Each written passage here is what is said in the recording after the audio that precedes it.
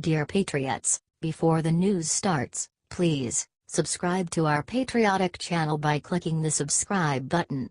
Give us a thumbs up to this video. Don't forget to leave your opinion below in the comments section. Share the news on Facebook and Twitter so you friends see it. Thank you. Bill O'Reilly just destroyed PC Nitwits for not knowing the true history of Columbus Day.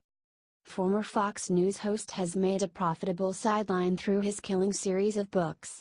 Harvard-educated O'Reilly took his historical know-how recently and applied to how liberals are currently killing courageous navigator Christopher Columbus by killing Columbus Day. Wrote Bill in a column on conservative site The Hill, in Los Angeles County, the holiday of Columbus Day will soon vanish. The Board of Supervisors has replaced it with Indigenous Peoples Day. The reason? Christopher Columbus was oppressive. He continued, right now we have to deal with places like Los Angeles County, New York City, Denver and Albuquerque, New Mexico, disrespecting Old Chris and, by extension, many Italian Americans who celebrate Columbus Day as an ethnic holiday because the explorer was born in Genoa in 1451. He continued, for those who admire Christopher Columbus there is a feeling that the PC nitwits know little about him, and that is most likely the case. First of all, Indigenous Peoples Day might sound good on the campus of UC Berkeley, but it may be troublesome. Yes, some native tribes were enlightened societies but many were not. After inter-indigenous battles, torture and enslavement were often on the menu for the losers. While admitting the fact that Columbus did have slaves, O'Reilly stated that mostly Columbus was a brilliant navigator who opened up the world for travel. No small achievement. He added, we now live in a time where severely misguided people with little frame of reference are dictating how history should be told and what Americans have a right to see and hear. And if you disagree with them, then you, yourself, are oppressive. And they'll cover up your statue. O'Reilly concluded, Christopher Columbus was not a villain and does not deserve the vilification the PC police are heaping upon him. Every person on the planet has done bad things, but it is the totality of a human being that should be the litmus test. Soon, the loons will come for the slaveholders George Washington and Thomas Jefferson. In fact, the Dallas School Board is now debating their diminishment right now. The legacy of America is in big trouble. Happy Columbus Day. Do you think Bill is right?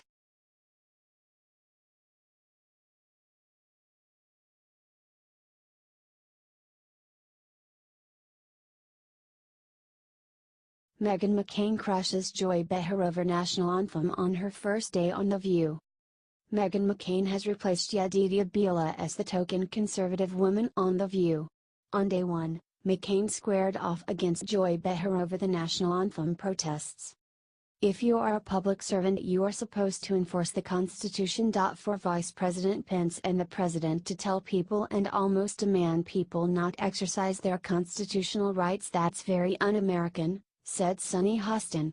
She does know that Trump is a president, not a king, right? McCain responded by expressing how important the flag is for some people, including her father, John McCain. I think we can have a conversation about both things while still respecting what the national anthem and the American flag mean to people like me, said McCain. Joy Behar then claimed that soldiers die for Kaepernick's right to disrespect the flag. That doesn't sound right. Huston then claimed that it is not disrespectful to kneel during the national anthem. However, most of America agrees that it is disrespectful.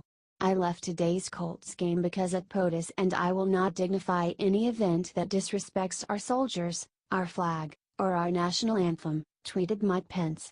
Are you sick of people disrespecting the flag?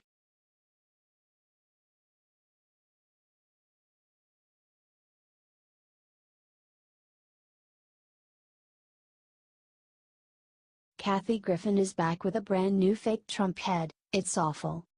Kathy Griffin made headlines all over the country when she took a photo shoot with a decapitated Trump head. She lost her job at CNN and had a total meltdown. Now she is back, and apparently hasn't learned her lesson. She showed up to an AIDS support show wearing a mask of President Trump. I'm going to spill the effing tea. I was part of an international scandal, under federal investigation for 2 months. My sister died, My dog died and my mother turned on me. My mother took Sean Hannity's side. She was a little drunk, said Griffin at an AIDS support show. She attacked a number of other people as CNN's Anderson Cooper. She narrated a supposed letter to Cooper from one of her fans. Dear Anderson, from one homer to another, you're a fickle F-gaunt. Really? Not supporting and backing Kathy Griffin after she had your back for years. Even to talk about your CCK sucking in her comedy back when you were still a closeted queen. And another thing, Anderson, Homo Rule 101, you always back your fag hag, said Griffin. She also attacked Democratic sexual predator Harvey Weinstein. The Weinstein thing is just f-king unbelievable, but I'm not afraid to say anything because I don't appear in movies ever and no one will ever put me in one. That guy seems to be what's called a rapist. I'm using it as a broad term. There's a lot of them and they are everywhere. So it's time we started to f-king look out for each other because this SHT has been going on for way too long, said Griffin.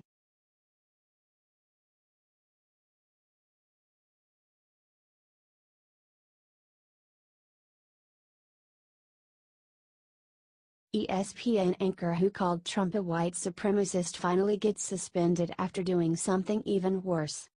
ESPN anchor Jemele Hill angered a lot of people when she called President Trump a white supremacist. Donald Trump is a white supremacist who has largely surrounded himself with other white supremacists. The height of white privilege is being able to ignore his white supremacy, because it's of no threat to you, tweeted Hill. Well, it's a threat to me.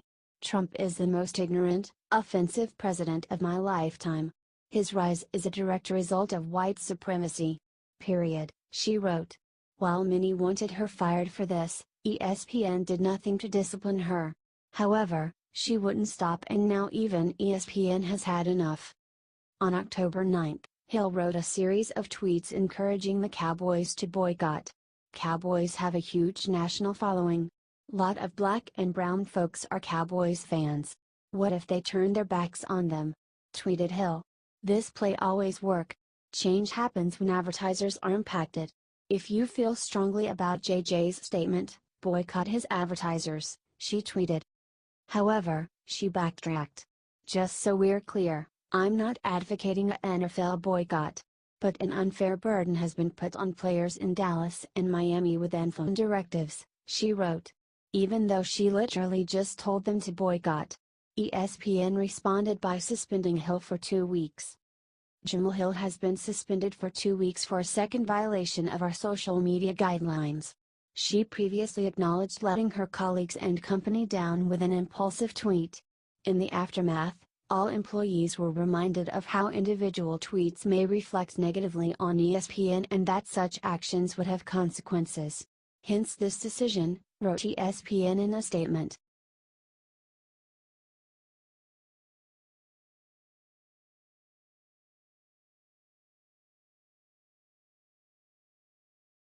CNN's Symone Sanders says that white people aren't allowed to insult black NFL players.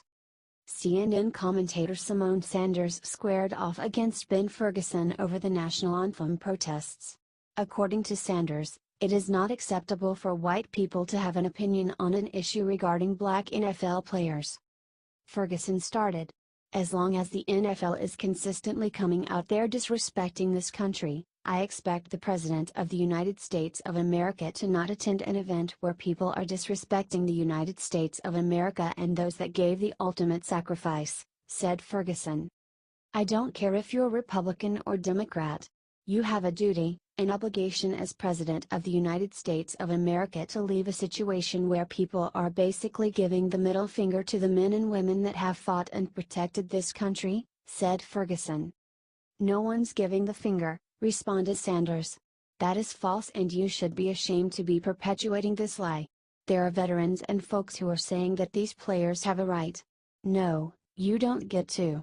Ben, white people did not get to tell blacks folks or anybody else what is an acceptable form of protest, said Sanders. Not everything's about race, Symone, responded Ferguson. Maybe not for you, it is. But for folks who are protesting police brutality, it absolutely is about race, said Sanders. Are you sick of these disgusting attacks on white people?